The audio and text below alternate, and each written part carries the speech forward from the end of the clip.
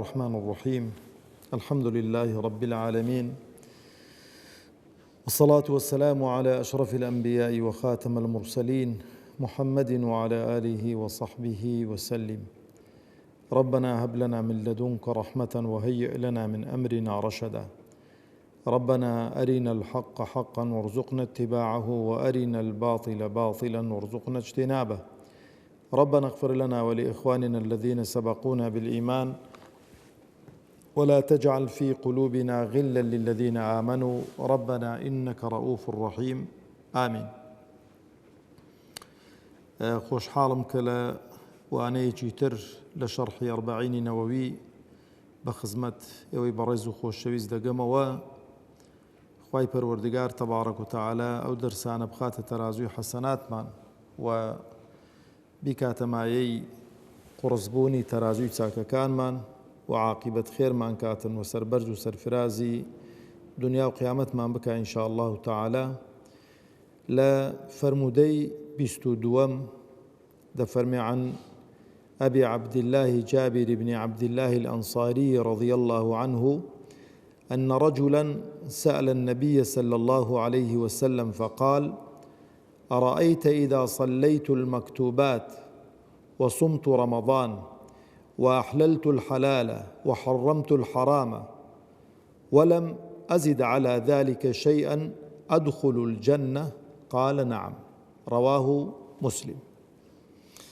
ئەو فەرمودەیەکە کە بەڕاستی زۆر دڵی ئینسانی خۆش دەکاتن و زۆر موژدەبەخشە، و ئینسان ئەگەر تەماشای ئاەت و فەرمودەکانی پێغەمبەری خوا بکە عەلەیهی سەڵات وسەلام، لێیان ورد بێتەوە پێشەوەی کە لە دنیا بچێتە تر دەزانێت داخۆ بەهەشتیان دۆزەخیە،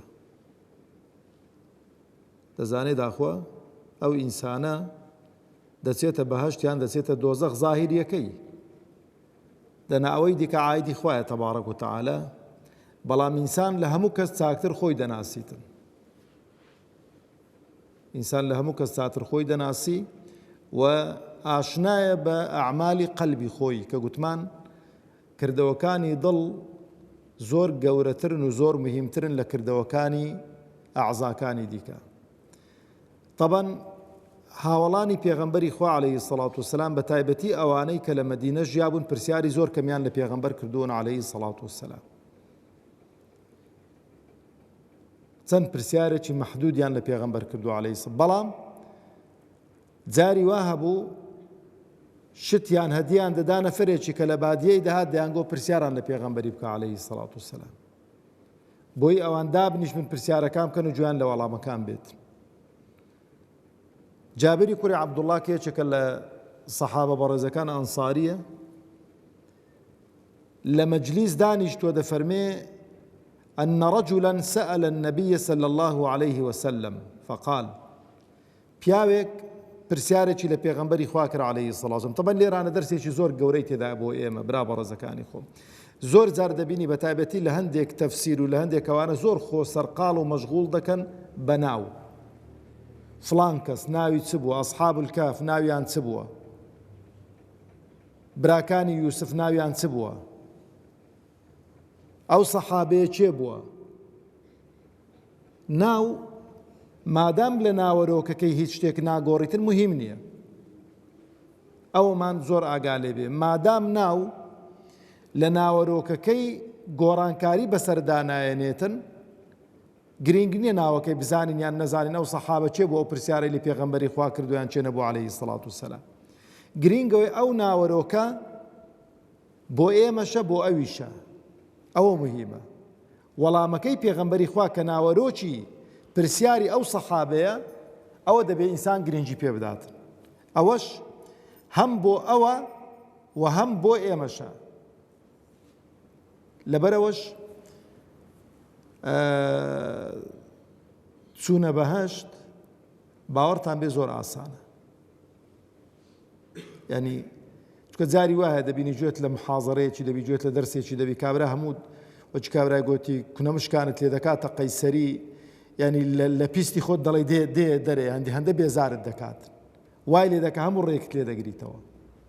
بەو شێوەی نییە. تەماشێ و فەرمودەی و وەڵامانە بکەن. دەفەرمێ ئەڕائەیتە، ئەوە پرسیار لە پێغەمبەری دەکا عەلەیهی سەلام، ئەڕائەیتە لێرانە بە مانای ئەخبرنی، پێم بڵێ ئەی محەممەد عەلەیهی سەڵات وسەلام، پێم بڵێ ئیدا صەلەیت المەکتوبات، 5 نوێژەکان بکەم لە کاتی خۆیاندا. مەکتوبات ئەو 5 نوێژەن کە خوای گەورە واجبی کردوون لەسەرمان، باسی سونەتان ناکات. طبعاً لە ڕیوایەتێکی دیکە شاتووە کابرایەک سەحابەیەکی دیکە دێ لە پێغەمبەر پرسیار دەکا عەلەیهی سەڵات وسەلام، تقریبا لەگەڵ ئەو حەدیسەی تێک دەکەنەوە، بەڵام سیغەکەیان جیاوازە، بەس ئەو چ دەڵێ وەڵڵاهی نە لێیان زیاد دەکەم نە لێیان کەم دەکەم، دەشڕووە، یعنی بەس واجباتەکان دەکەم بەلای سونەتەکان داناچم، بەس واجباتیش نادۆڕین. پێغەمبەر چ دەفەرمێ عەلەیهی سەڵات وسەلام؟ دەفەرمێ دەخەلە الجەنە ئین سەدەق، ئەگەر ڕاستکە ئەچێتە بەهەشت. دەفەرمێ پێم بڵێ ئەگەر نوێژەکانی واجبم کردن وەسومت ڕەمەضانە و ڕەمەزانیش بە ڕۆژوو بووم وأحللت الحلال، ئەو شتانەی کە تۆ بە حەڵاڵت داناون لایمیش وەکو شەریعەت ئاگاتان لێ بێتن، وەکو گوێڕایەڵی خوا، چکۆ فەرقیا هەیە دێمە سەری ئێستانەکە، چکە هیوایە بەلای حەرامی داناچی لە بەرەوەی نییە کە حرامە، هیوایە کافریشە مەشروبی ناخواتەوە، هیوایە کافریشە گۆشتی بەرازی ناخوات، هیوایە کافریشە بەلای زینایەدا ناڕوات، لەبەرەوە نییە کە حەرامە، لەبەرەوە پێی شتێکی قێزەونە، پێی شتێکی قێزەونە. دەفەرمێ وأحللت الحلال، و ئەو شتانەی کە خوا تەبارەک و تەعالا بە حەڵاڵی داناون ئەمیش بە حەڵاڵیان دادەنێم، وحەڕەمت الحەرامە، و ئەو شتانەی کە خوا بە حەرامی داناون ئەمیش بە حەرامیان دادەنێم، ئەمیش بە حەرامیان دادەنێم، وەلەم ئەزید عەلا ذەلیکە شەیئا، هیچ شتێک لەوەی کە گوتم زیادی ناکەم، هیچ شتێک لەوەی کە گوتم زیادی ناکەم. ئەدخل الجەنە، دەچمە بەهەشت؟ قال نعم، فەرمووی بەڵێ. طبعا لێرانە نە زەکاتی تێدایە نە حەزیشی تێدایە. طبعا لێرانە برا بەڕێزەکانی خۆم، ئەو دوو خاڵەی دوایی ئەڕائیتە ئین صەلەیت المەکتوبات وصمت رمضان وأحللت الحلال وحرمت الحرام، جێی هەردووچی دیکەی تێدا دەبیتەوە، جێی هەردووچی دیکەی تێدا دەبیتەوە. یعنی نەدانی زەکات چی حەرامە، گونەهبار دەبێتن، کەواتە مادام گونەهبار دەبێت ئۆتۆماتیکیە نەگە کاورا پارەی هەبێ و دەوڵەمەند بێ زەکاتەکەی دەداتن. بەڵام هەندێک لە عولەما دەفەرمون کاتێک ئەو سەحابەیە ئەو پرسیارەی لە پێغەمبەری خوا کردو عەلەیهی سەڵات وسەلام، پێغەمبەر زانیوێتی عەلەیهی سەڵات وسەلام ئەو پیاوەی فەقیرە، ئینسانیش هەتا پارەی نەبێ و ئیمکانیەتی نەبێ زەکاتی لەسەر واجب نییە.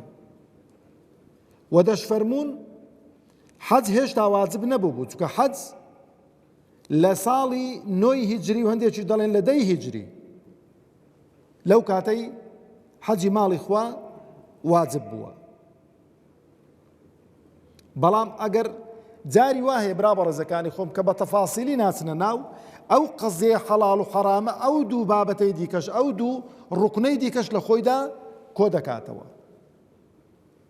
ئەمڕۆ یەکشت زۆر گرینگە ئیهتیمامی پێ بدەین و هەر کەسێک برا بەڕێزەکانی خۆم ئەو قسەی لەو برا دڵسۆزەی خۆتان و ئەو قسەی میش نییە، ئەو قسەی خوا و پێغەمبەری خوایە عەلەیهی سەڵات وسەلام. هەر کەسێک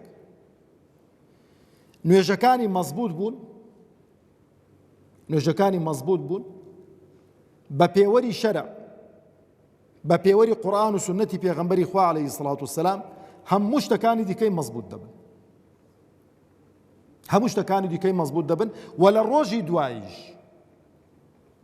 تەماشەکەن لە ڕۆژی دوایی کە خوای پەروەردگار تەبارەک و تەعالا بە گەورەی و عەزەمەتی خۆی محاسبەی ئینسان دەکات لەسەر ئەعمال یەکەم شت لەسەر چمان محاسبە دەکات لەسەر نوێژ ئەگەر نوێژەکان مەزبوط بوون هەموو شتەکانی دیکە چ دەبێتن مەزبوط دەبێتن بەڵام خوا نەخواستە لە نوێژەکاندا ساقیت بین بکەوین ئەوە نییە بڵێ وەڵا جار ڕۆژوان بێنن ئەو جارەی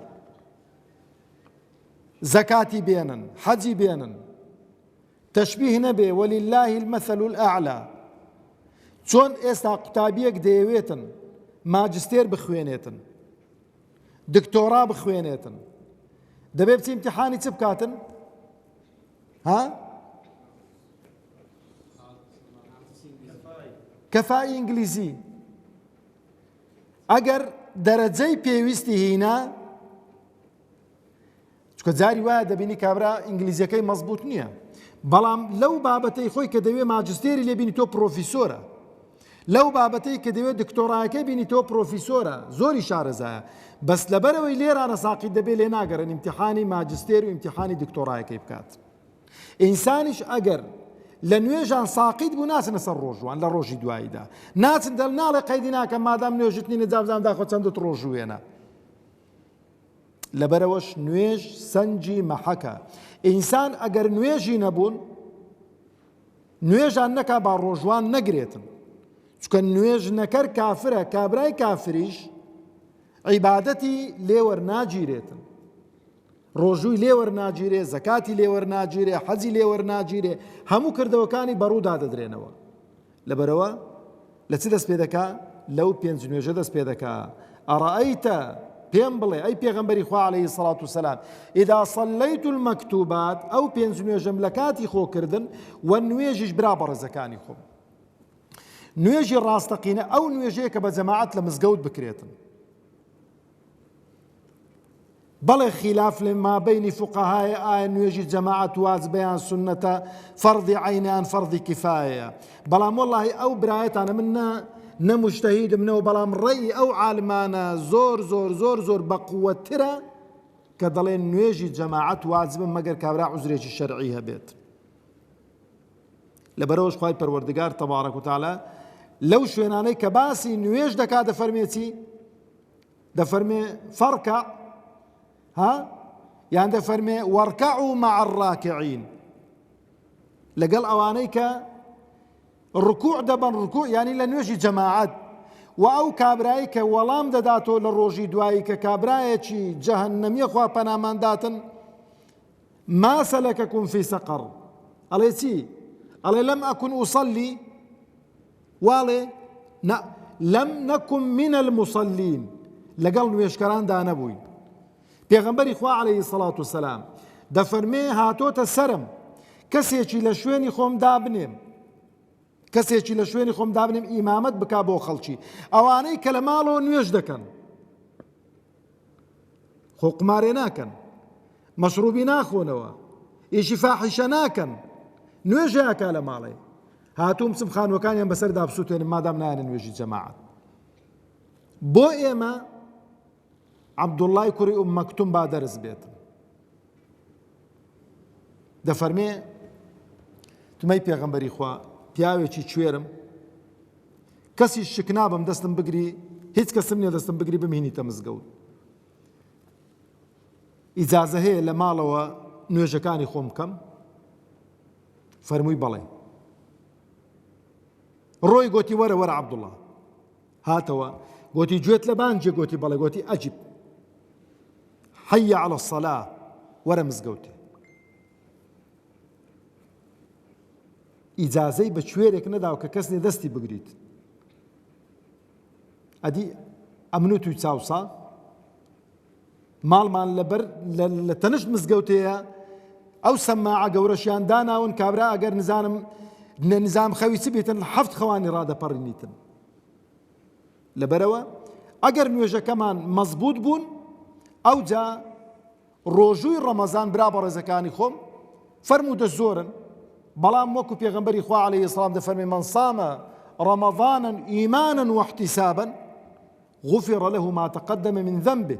هەر کەسێک ڕۆژووی ڕەمەزان بە ڕۆژوو بێ ئیمانی پێبێ کە خوای گەورە واجبی کردووە و باوەڕیشی بە پاداشتی لای خوای پەروەردگار هەبێ، هەرچی کە گوناه و تاوانێک کردوێتی پێش ئەو ڕەمەزانەی خوای گەورە لە هەموو گوناه و تاوانەکان لێ خۆش دەبێ. وحللت الحلال، ئەو شتانەی کە حەڵاڵن ئینسان تەمەتوعیان پێوە بکە، و ئەو شتانەی کە حەڵاڵن خوای گەورە تەبارەک و تەعالا بۆ ئێمەی خەڵق کردوون و بۆ ئێمەی دروست کردوون و ڕوخسەتی بە ئێمە داوە تەمەتوع بە حەڵاڵی خوای پەروەردگار بکەین، بەڵام لە حەڵاڵیشدا سنوورێک هەیە زێدەڕۆیی نەکەین، ئیسراف نەکەین، بە شێوەیەکی شەرعیانە معاملەی لەگەڵ بکەین. وحەڕەمت الحەرامە، و ئەو شتانەی کە حەرامن خۆمی لێ بپارێزم تخونیان نەکەومەوە مەگەر ناچاری بێتن کە ناچاریەکانیش ئەحکامی ناچاریەکان جیاوازن. دەفەرمێ وەلەم ئەزید عەلا ذالک، لەوەی زیاتری ناکەم. طبعا ئەو پرسیارێکە بەڕاستی برا بەڕێزەکانی خۆم جارێ بۆ ئەوەیە کە خەڵک نییە لەسەر سونەت و لەسەر زێدە عیبادەت تەنقیسی خەڵکی دیکە بکات، چکە وا هەیە لەوانەیە بەس ئیشی زۆرە، کەسابەتێ دەکا، ماندووە، لەوانەیە هەر پێڕابگا بێت نوێژی جەماعەت لە مزگەوتێ بکات.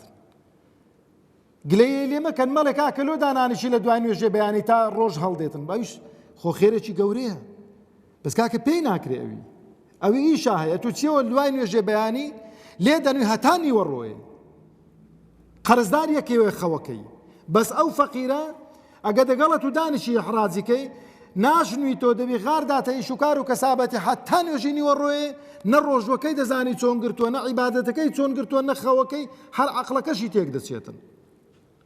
تەماشەی میزاجی خۆت مەکە بۆ عیبادەت و خواپەرستی، قیاسی مەکە بۆ خەڵکی دیکە. لەبەرەوەی ئیوایە کە نەفتە بەخێوێ ناتوانێت دانیشی کاکە، ئیوایە تو دە ڕۆژان دە شەوان دادەنیشین لەیلەتول قەدر زۆرمان نەماوە خوا بە قسمەتمان بکات.